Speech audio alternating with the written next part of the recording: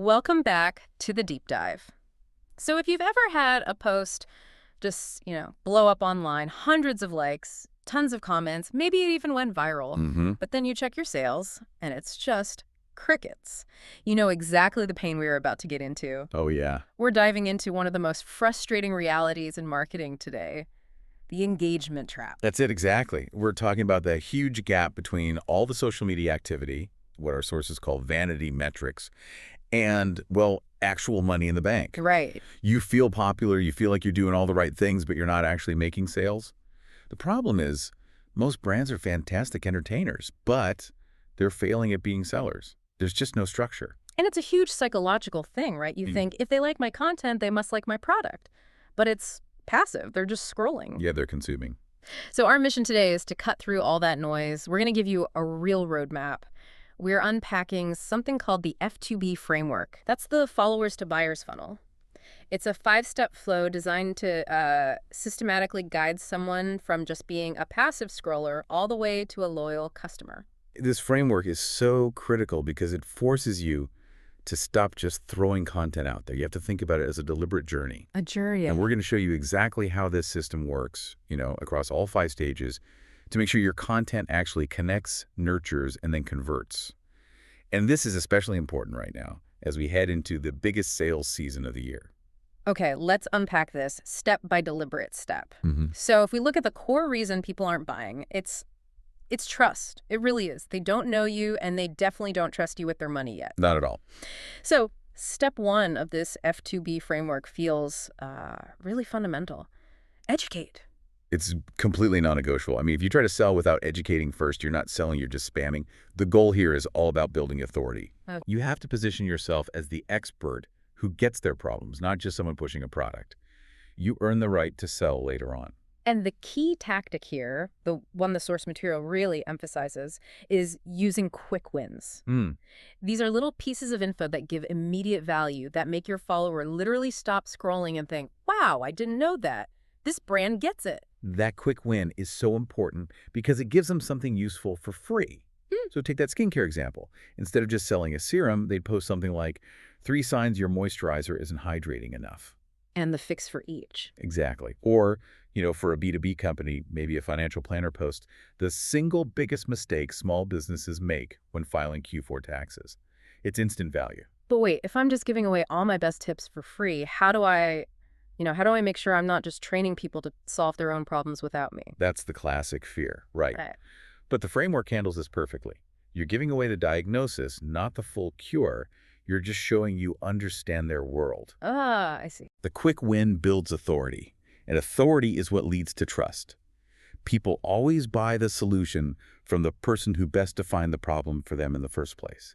That authority sets the hook. That makes perfect sense. So once we've earned that initial attention, that trust, we move right into step 2, which is engage. Exactly. And the shift is crucial. You're going from broadcasting, that's the educate step, to having a dialogue. That's engage. This is all about emotionally warming them up. Okay. Your content here is designed to keep a conversation going, and maybe most importantly, to gather data. You have to know their specific pain points. So sticking with the skincare brand, after the educational post about hydration, they might follow up with a reel asking, what's your biggest skincare struggle right now?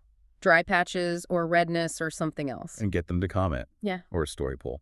Do you shop for supplements based on price or on the ingredients? And what's so powerful about this step is that it turns you from just a content creator into a market researcher. Every single poll, every comment, every DM. It's all data. It's vital audience data that you're going to use in step 3. You're basically segmenting your audience in real time. If you skip this, your offer feels random. If you do it, your offer feels hyper-targeted because you know what they need. It's the difference between guessing what people want and literally having them tell you. Exactly. This foundational work, the educate and engage steps, that's why so many brands fail. They try to jump straight from step 1 to step 3. Which brings us right to that pivotal point in the whole flow, where the first 2 steps really, really pay off. Step 3, the offer. Okay, so we've built trust, we've listened to their problems, and now we present the solution. The timing here seems critical. The source material says you can't jump the gun. No, you can't. If the audience doesn't feel like you've listened to them, the offer just feels like a rude interruption. It feels like spam. The offer has to feel like the natural conclusion to the conversation you've been having.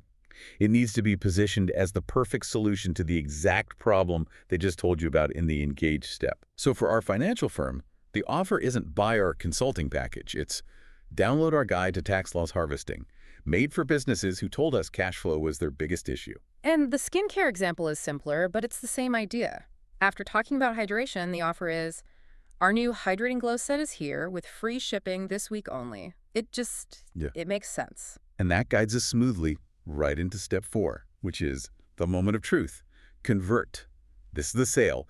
This is where you have to remove all the friction and just close the deal. And to do that, you need more than just a good product. You need emotional proof, social proof. That means storytelling. Testimonial videos, user-generated content, real before and after photos, things that show your product works for people just like them. And this is where the technical side really matters. Flawless mechanics are key. Your website has to be perfect on a phone. If the checkout process is clumsy on mobile, you've lost the sale, period. Right. It also means, having as few form fields as possible. Name, address, payment. Every extra question is a reason for someone to just abandon their cart. And the call to action has to be just blindingly simple, not learn more. It's shop the look now or claim your guide here. Every single post, every email has to lead directly to that one page. No detours. And I'd add that flawless conversion also includes what happens right after the sale. Think about an immediate, relevant upsell right on the confirmation page. You've already got their trust and their payment info. That's the easiest time to increase the order value. The very easiest, but only if the process is simple and immediate. Okay, so we've educated, engaged, offered, and converted. We have the sale. This is where, 90% of marketing funnels just stop? They do. But this F2B framework has a crucial step 5. Retain. And this might be the single most important part of the entire framework. A buyer isn't the end of your work. They are the beginning of a long-term relationship. Right, loyalty. You spent so much time and money to get that customer. The data shows it is dramatically cheaper, like 5 times cheaper to keep a customer than to find a new one. If you fail at retention, you're failing your business. So we need tactics that really solidify that relationship right after they buy. It's more than just a generic thank you email. Oh, absolutely. Beyond the thank you email with a discount for next time, you need to be personal. If they bought a complex product, send them a how to use it video a week later. If it's something they'll run out of, You send a reminder. you send a gentle reminder before they run out. You invite them to a VIP group. You give them early access to the next product launch. You turn them from a customer into an advocate. The key is just that the communication doesn't stop. You keep nurturing them, reminding them of the value they got. If you go silent, you're forgettable, and all that potential for a repeat purchase just goes cold. So now that we have the whole flow, let's talk about the common mistakes that just completely sabotage this entire process, even if the product itself is amazing. Okay, the sources point out 4 big ones. The first one starts right at the beginning. Mistake number 1, skipping the education stage. Yep. When you skip education, you skip trust. It's that simple. Every offer you make feels like a cold pitch, no matter how many followers you have. They might put up with it, but they won't buy because they don't see you as an authority. They just see you as a beggar. Exactly. Okay, mistake number 2 is relying only on discounts. Without the storytelling and the context, if every post is just 20% off, your brand starts to feel really transactional. It feels cheap. You haven't explained the value, the story, the problem it solves. You've only lowered the price. And then the second you stop offering that discount, those customers are gone. You've trained your audience to only buy when there's a sale, which just kills your profit margins and your brand's reputation. You've become a commodity. Mistake number 3 is that failure at the retain step we just talked about. Oh, yeah.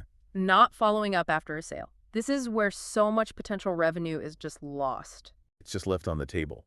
If you don't have a structured follow-up plan for a week later, a month later, you are literally throwing away money. The biggest mistake, the one that ties it all together, is number 4. Posting content without any clear plan or funnel strategy. Random acts of content. Totally. An educational tip on Monday, a personal photo on Tuesday, a hard sell on Wednesday.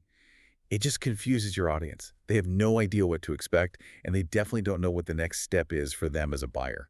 And confusion is the ultimate enemy of conversion. This framework forces you to give every piece of content you make a specific job in that funnel. All right, let's make this real. Let's walk through that application scenario from the source, showing how this five-step flow works for a product launch, like that holiday bundle we talked about. Perfect. So day one, you start the week. You don't shout about the bundle. Instead, you post an Instagram carousel that's titled 5 Signs Your Skin Barrier is Compromised Before Holiday Travel. That's pure educate. Day two, you follow that up with an engaging story poll. Which skin stressor hits you hardest during the holidays? Then maybe a behind-the-scenes reel of your team talking about their own skin issues. You're gathering data, you're building buzz, you're in the engage step. Day three, the offer arrives. But it's smart. It's segmented. You email the people who answered dry patches in your poll, and the email says, you mentioned dry patches. That's exactly why we made this bundle. It's personal, so it has more impact. Day four is the big convert push. You fill your stories with customer testimonials before and afters. You use really clear calls to action, limited stock, shop now, and you make sure the checkout page is just 2 clicks. Super simple. And then the crucial retain step. As soon as they buy, they get a thank you note with a link to a VIP group or a guide on how to get the most out of their new products. A week later, you send them a personal invite for early access to the January product drop. It's a full journey. It's a flow that builds real momentum, turning passive scrollers into customers for life. So before everyone listening rushes off to build their holiday content plan, let's end with this quick funnel audit. These are the critical questions every brand should be asking themselves right now. Okay, question 1. Are you actually educating before you sell? If the answer is no, you're missing the most fundamental piece of trust, which is authority. Question 2. Are you giving your followers a clear, single next step? Every piece of content needs to have one job. Nudge them to the next stage of the funnel. Question 3. Do you track the conversions that matter or just the likes? Are you obsessed with your conversion rate and your average order value, or are you just distracted by those vanity metrics? And finally, question 4. Do you have a structured plan to retain customers after they buy? If you answer no to any of these, you've just found the weakest link in your funnel, and now is the time to fix it. This entire F2B framework is really about moving beyond just wanting engagement and actually achieving sales with purpose. It gives you the structure to eliminate the guesswork and build predictable revenue. And that leads us to the final thought we want to leave you with. Considering how much you spend in time, in content, in ads to get one single customer, how much untapped potential is sitting in your existing customer base right now? Most businesses stop at step 4, the purchase. They completely ignore the retain step. This framework just reminds us of a simple business truth. The real test isn't just getting a customer, it's building the systems to keep one for life.